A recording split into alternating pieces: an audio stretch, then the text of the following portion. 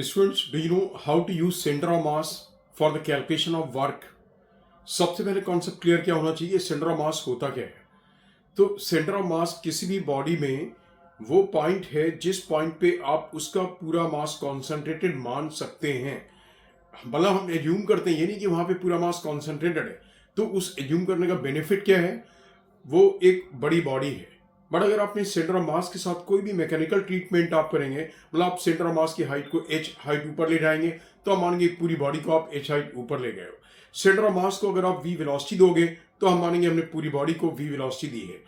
तो सबसे पहले तो सेंटर ऑफ मास यूजुअली जब वर्क फॉर एनर्जी चैप्टर में आता है तो होता क्या है, वो बिल्कुल सिमेट्रिकल ऑब्जेक्ट्स के लिए होता है। और सिमेट्रिकल ऑब्जेक्ट्स के लिए सेंटर ऑफ मास को निकालने के लिए आपको कोई ट्रिक नहीं लगानी। जैसे फॉर एग्जांपल ये एक क्यूबॉइड है, आप देखेंगे इसमें length L, breadth B, height H।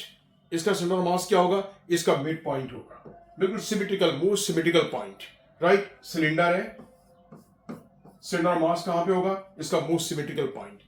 एक M मास और L लेंथ की एक चेन है, तो सेंटर ऑफ मास क्या होगा, इसका मिड पॉइंट। तो आपको सेंटर ऑफ मास के बारे में पता लग जाता है कि सेंटर ऑफ मास एक सिमेट्रिकल ऑब्जेक्ट अब कहां पे होता है।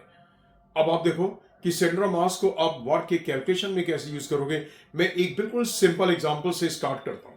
आप देखिए, एक बिल्कुल सिंपल एग्जांपल है, लुक एट दिस। आपसे बोला गया कि एक ये ब्रिक है,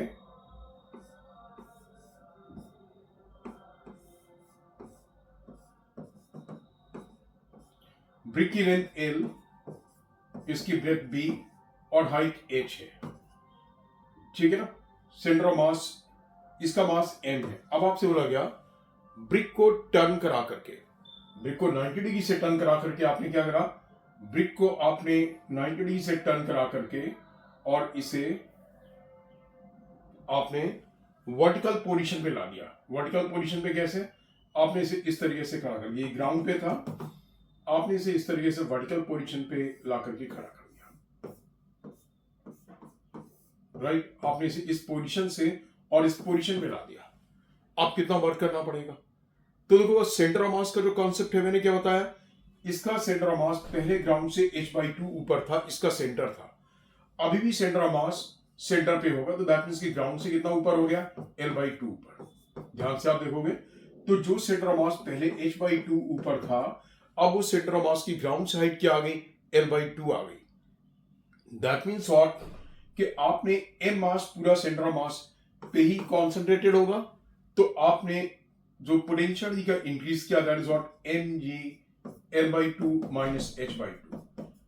L/2 minus h/2 is the rise in the level of center of mass. आपने सेंटर ऑफ मास इतना ग्राउंड से ज्यादा ऊपर कर दिया, पहले h/2 हाइट पे था, बाद में L/2 पर, तो आपने कितना उसका लेवल रेज कर दिया, L/2 minus h/2. So this is the gain of potentiality, and gain of potentiality will be equal to what, that will be the work done. मैं एक और एग्जांपल देता हूं तो आपको ये चीज और क्लियर होगी। Look at this. Next example is कि आपके पास एक टेबल टॉप जो कि स्मूथ है। On this table top you have a chain of mass M and length L। M mass और L लेंथ की एक चेन है, और इसका L/6 पार्ट टेबल टॉप से सस्पेंडेड है। इसका जो चेन का L/6 लेंथ है, it is suspended from the edge of the table top, मतलब कि remaining part is on the table and L/6 length is suspended over the edge of the table. पूछा गया by pulling the chain slowly, by pulling the chain slowly whole of the chain is to be brought on the table. धीरे से chain को पुल करके पूरी chain table के top पे लाना है। जब वो बोलते हैं ना भाई पुलिंग द चेन स्लोली, यानी चेन को स्लोली पुल करके पूरी चेन को टेबल के ऊपर लाना है, तो देखो स्लोली का मतलब होता है कि पहले भी इसकी काइनेटिक एनर्जी जीरो थी, इसके पास कोई वेलोसिटी नहीं थी, और बाद में भी इसके पास कोई वेलोसिटी नहीं होगी, ठीक है ना। तो दैट मींस कि आपने जो पोटेंशियल का आप रेज करेंगे, जितना इंक्रीज कराएंगे वही वर्क डन होगा। So look at this, chain का ये पार्ट ऑलरेडी टेबल टॉप पे है, और बाद में भी जब पूरी चेन टेबल टॉप पे आ जाएगी, जब पूरी चेन टेबल टॉप पे आ जाएगी लाइक दिस से, तो भी क्या होगा, ये पार्ट सेंटर ऑफ मास इसका यही रहेगा। लेकिन लुक एट दिस, जो सस्पेंडेड पार्ट है इसका सेंटर ऑफ मास इसका मिड पॉइंट होगा। मिड पॉइंट का मतलब it is this point, mid point का मतलब वाला पॉइंट इसका सेंटर ऑफ मास, और यहां पे कितना मास कॉन्सेंट्रेटेड होगा, M/6। ऑब्वियसली M मास L लेंथ का है, तो L/6 लेंथ का मास क्या होगा, M/6। तो अभी इस पार्ट का centre of mass table top से कितना नीचे L/6 और वहां पे मास M/6 कॉन्सेंट्रेटेड है। जब आप पूरी चेन को टेबल पे ला दोगे तो इस पार्ट का भी centre of mass table top पे पहुंच गया, यानी इस पार्ट का सेंटर ऑफ मास में हाइट का इंक्रीज कितना हुआ L/6। So gain of potential is mg M/6 into g into L/12 क्योंकि इसका मिड पॉइंट है, ये L/6 है, तो मिड पॉइंट कहां पे होगा L/12 पे। मैंने क्या बोला, अभी इन सिंपल केसेस में जो मोस्ट सिमेट्रिकल पॉइंट होगा सिस्टम का वही सेंटर ऑफ मास होगा। तो इस पार्ट का मिड पॉइंट L/12 पे होगा।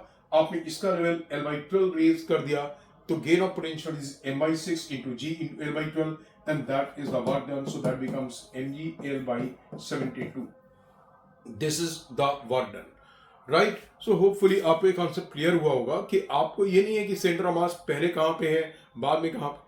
आप केवल इतना देखो, सेंटर ऑफ मास का रेज, आप सेंटर ऑफ मास का लेवल कितना रेज कर रहे हो और जिस पार्ट के सेंटर ऑफ मास का लेवल आप रेज कर रहे हो उसके वहां पे मास कितना है, ठीक। और इन सारे केसेस में दिस ऑलवेज ट्रू, जितने भी ये केसेस हैं सब में दिस ऑलवेज ट्रू कि हम लोग करते क्या हैं कि जो मोस्ट बिल्कुल सिमेट्रिकल ऑब्जेक्ट्स हैं हम उन्हें लेते हैं, ताकि किसी भी केस में इनमें आपको सेंटर ऑफ मास के निकालने में कि पहले कहां है बाद में कहां है इसमें प्रॉब्लम ना आए।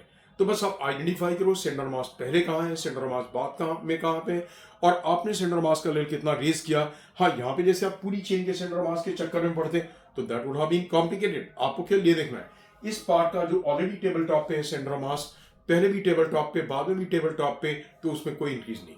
केवल सस्पेंडेड पार्ट के सेंटर ऑफ मास को आपने ऊपर रेज किया तो उसके लिए कितनी पोटेंशियल गेन हुआ, that is the work done. All right.